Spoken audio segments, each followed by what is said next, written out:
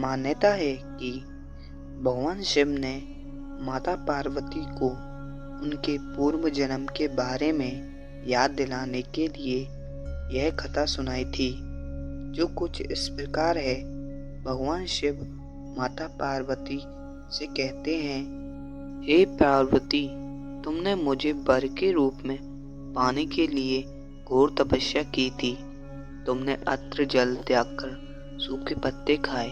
सर्दी में तुमने लगातार पानी में रहकर तपस्या की। वैशाख की गर्मी में पंचगनी और सूर्य के ताप से खुद को तपाया। सावन की मूसलधार बरसात में तुमने बिना अत्र जल के खुले आसमान तले दिन बिताए।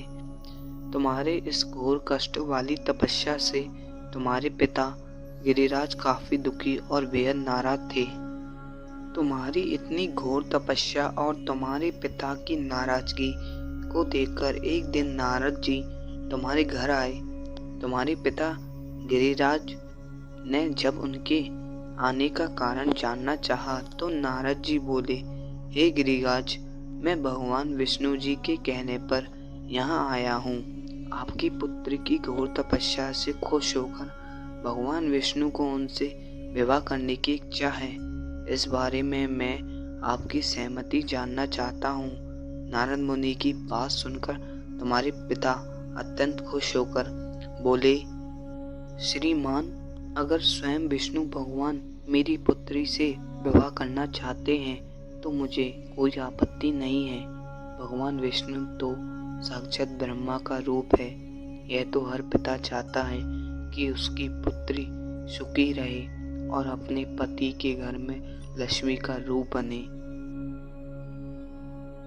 तुम्हारे पिता द्वारा स्वीकृति पाकर नारद जी विष्णु जी के पास पहुँचे और उन्हें विवाह तय होने के बारे में समाचार दिया। इस बीच जब तुम्हें इस बात की जानकारी मिली तो तुम बहुत ज़्यादा दुखी हो गई। तुम्हें दुखी देखकर तुम्हारी सहेली ने तुमसे दुख का कारण पूछा। तब तुमने कहा, मैं सच्चे मन से भगवान शिव को ही अपना पति मान चुकी हूँ, लेकिन मेरे पिताजी ने विष्णु जी के साथ मेरा विवाह तय कर दिया है। मैं इतनी धर्म संकट में हूँ कि मेरे पास जान देने के अलावा कोई और दूसरा उपाय नहीं है। तुम्हारे सहेली ने तुम्हें हिम्मत देते हुए कहा कि संकट के समय धैर्य रखने की आवश्यकता होती है। तुम मेरे साथ घने जंगल में चलो, जहाँ साधना भी की जाती है। वहाँ पर तुम्हें तुम्हारे पिता नहीं ढूंढ पाएंगे। मुझे पूरा भरोसा है कि भगवान तुम्हारी मदद अवश्य करेंगे। तुमने अपनी सहेली की बात सुनकर यही किया। तुम्हारे घर से यूं चले जाने पर तुम्हारे पिता बहुत दुखी और चिंतित हुए।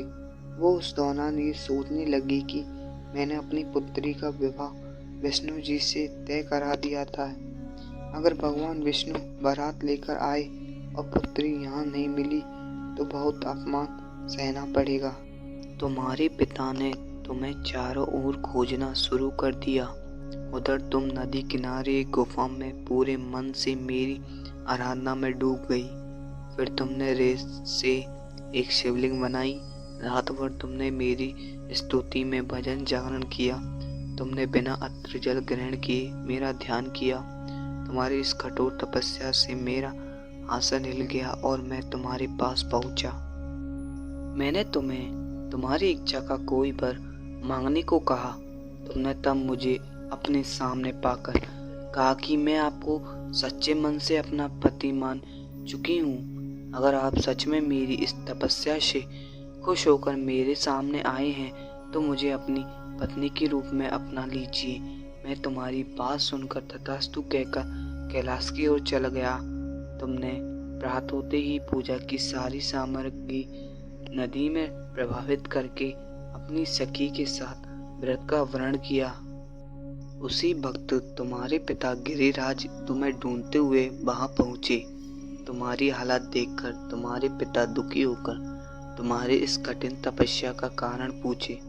तुमने अपने पिता को समझाते हुए कहा, पिताजी, मैंने जीवन का ज्यादातर समय कठिन तपस्या करके बिताया है। मेरी इस कठोर तपस्या का केवल एक ही उद्देश्य था, शिव जी को प्रति रूप में प्राप्त करना। मैं आज अपनी तपस्या की परीक्षा में खरी उतरी हूँ। आपने विष्णु जी से मेरा विवाह करने का निश्चय किया था, इसलिए मैं आराध्य की तलाश में घर से दूर हो गई। अब मैं घर आपके साथ एक ही शर्त पर चलूँगी, जब आप महादेव के साथ मेरा विवाह कराने के लिए तैयार होंगे। तुम्हारे पिता ने तुम्हारी इस इच्छा को मान लिया और तुम्हें अपने साथ वापस ले गए। फिर कुछ समय बाद तुम्हारे पिता ने हमारा विधि विधान के साथ विवाह करा दिया।